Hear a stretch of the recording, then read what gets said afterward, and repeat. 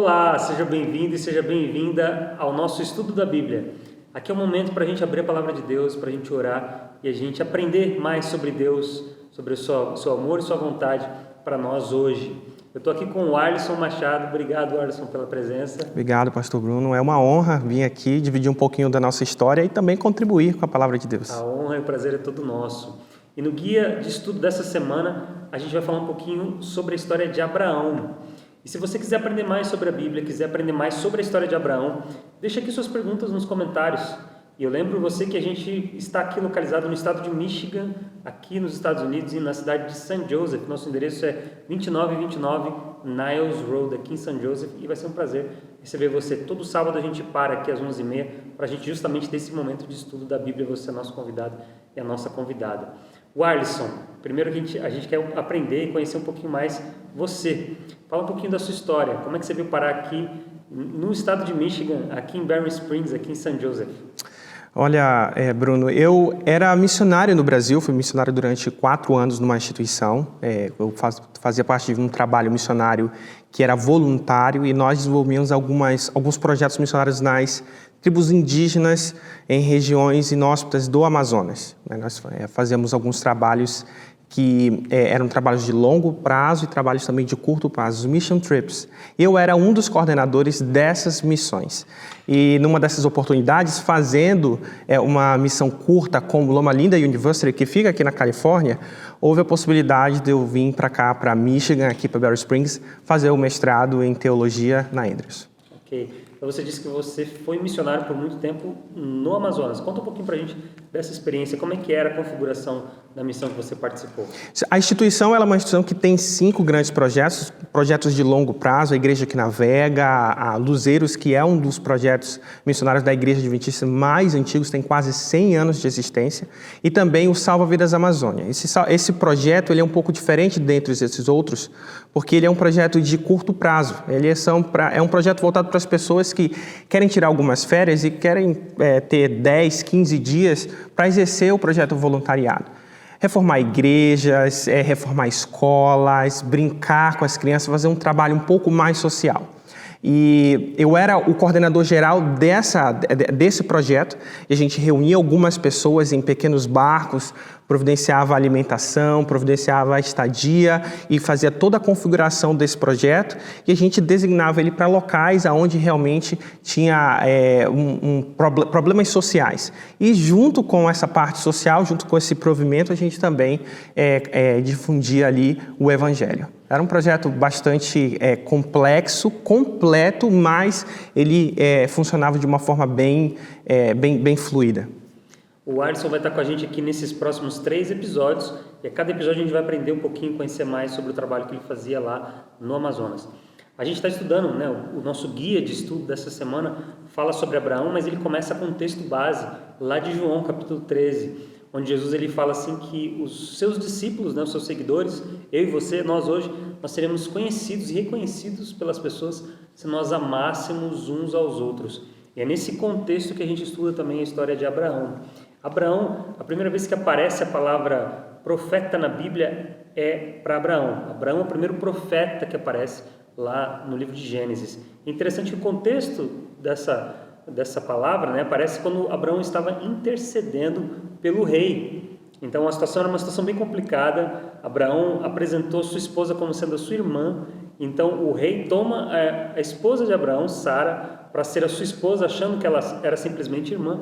E aí Deus então ele manda algumas pragas, e aí Abraão precisa interceder pelo rei, né? Então eu queria te perguntar, Alisson, como é que a missão ela tem esse componente de intercessão? Cada missionário é também intercessor?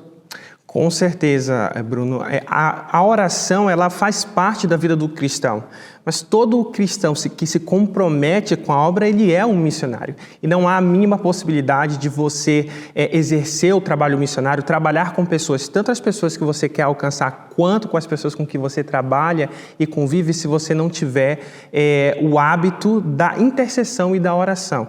É realmente o respirar. E aqui na palavra, a gente encontra aqui em 1 Tessalonicenses, que Paulo exercia um grande ministério de oração sobre as pessoas que ele cuidava, né? Sobre as pessoas que ele pastoreava. Ele fala assim: sempre damos graças a Deus por todos vocês, mencionando-os em nossas orações. Isso aqui em 1 Tessalonicenses, e também a gente consegue ver em todas as suas cartas, as cartas paulinas. Então, Paulo exercia o hábito da oração porque a gente sabe que é uma questão mútua. Enquanto eu exerço a oração e intercedo por essa outra pessoa, há também uma transformação, uma manutenção da nossa fé. É algo muito importante na missão. Interessante que talvez essa conexão que você cria com aquela pessoa pela qual você está orando, talvez seja essa transformação que você está se referindo, né? Sim. Quando você ora por alguém, você acaba se conectando, né? A Bíblia fala para a gente se alegrar com os que se alegram e chorar com os que choram. Então, esse sentimento, essa empatia que a gente tem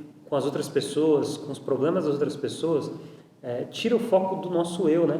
Do nosso egoísmo, e a gente passa então a olhar para o problema dos outros e passa a cuidar. Eu acho que essa questão da intercessão, através da oração, tem esse aspecto, né? De você se conectar com a dor e com a tristeza do outro. Mas, Alisson, além da oração, como mais eu e você podemos cuidar e interceder pelas outras pessoas? A gente tem aqui um texto onde, um momento ali em que Abraão recebe algumas pessoas e ele demonstra hospitalidade, né? Como é que a gente pode também, em termos mais práticos, interceder por outras pessoas?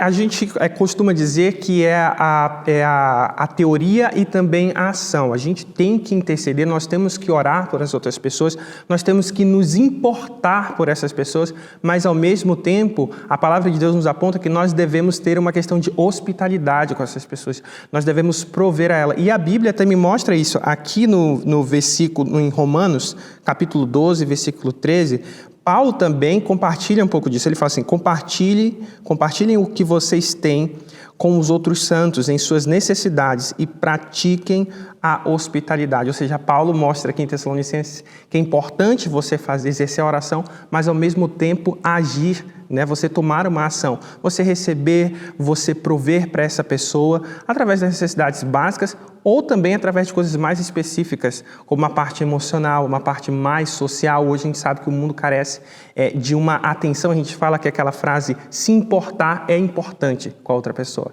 Então, acredito que é algo realmente importantíssimo e de grande valor que a gente deve exercer nos dias atuais. Assim como Abraão, né, quando recebeu Deus, o próprio Deus ali, e acompanhado, ele proveu água, ele proveu pão, ele proveu abrigo, sombra.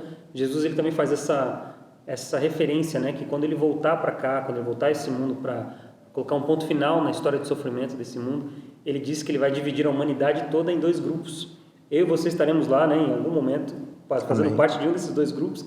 Ele diz que ao grupo que vai estar à sua direita, ele vai dizer: vinde, benditos de meu Pai, né? Possui por herança o reino que está preparado para vocês desde a fundação dos tempos. E aí ele fala qual que é o critério, né, dessa divisão. Por que um grupo de pessoas vai viver para sempre com Jesus? Ele fala que quando eu tive pão, vocês me deram de comer; quando eu tive sede, vocês me deram de beber; quando eu não tinha roupa, vocês me vestiram; não tinha lugar para ficar, vocês me abrigaram; quando eu estava preso e doente, vocês foram me visitar. Então, de fato, essa hospitalidade com as pessoas, não só aqueles nossos amigos, as pessoas que a gente recebe em casa, mas todos aqueles que precisam de água, de pão, de roupa, de alimento, a gente acaba demonstrando, né, características divinas, né? E a gente demonstra então essa característica importantíssima que é a hospitalidade. Mas, Alisson, obrigado, viu, pela sua participação hoje. Obrigado também a você que nos acompanhou aqui nesse episódio do Guia de Estudo dessa semana. Lembrando, se você tem alguma dúvida, se você quer aprender mais sobre Deus, quer aprender mais sobre essa história aqui, deixa aqui a pergunta nos comentários. Também curte aqui nossa publicação, se inscreve no nosso canal, compartilhe esse conteúdo com outras pessoas também. E se quiser fazer uma visita aqui à nossa casa qualquer dia, lembrando que a gente fica aqui em St. Joseph, no estado de Michigan, e o nosso endereço é 2929 Niles Road, na cidade de St. Joseph. Eu vou pedir para o Alisson fazer uma oração para a gente concluir aqui então. Oremos. Querido Deus e amado Pai, nós queremos te agradecer por essa oportunidade maravilhosa de mais uma vez podermos falar um pouco mais acerca das Escrituras, desse tema tão importante que é a oração, intercessão e a hospitalidade. Pai, que o Senhor possa colocar no nosso coração, e as pessoas também que estão assistindo essa série, elas possam também entender, se interessar e fazer e praticar, Senhor, colocar em prática o que foi aqui abordado. Em nome de Cristo nós te pedimos e agradecemos. Amém.